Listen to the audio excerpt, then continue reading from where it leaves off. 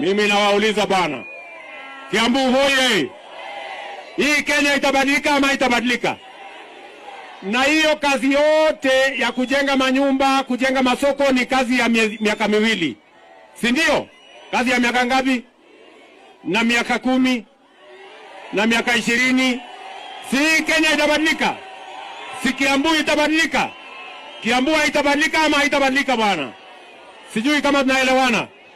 Tuko pamoja? Kiambu hoye! Kiambu hoye! Wakenya hoye! Munasema tubadilishe Kenya ama munataka tuendelee na siasa duni? Tubadilishe. Munasema tubadilishe Kenya. Na sio peke yake Kiambu tunajenga. Tunajenga kila sehemu ya Kenya. Bila ubaguzi, bila ukabila, bila chuki, bila ya kubagua sehemu yoyote ya Kenya. Kwa sababu mimi naelewa umoja ya taifa letu la Kenya. Na nyinyi mulinipatia nafasi ya uongozi na muliniambia ya kwamba mnapiga kura sio kwa kabila ya mtu, mnapiga kura kwa sababu ya sera na mpango na ajenda ya kupeleka taifa letu la Kenya mbele.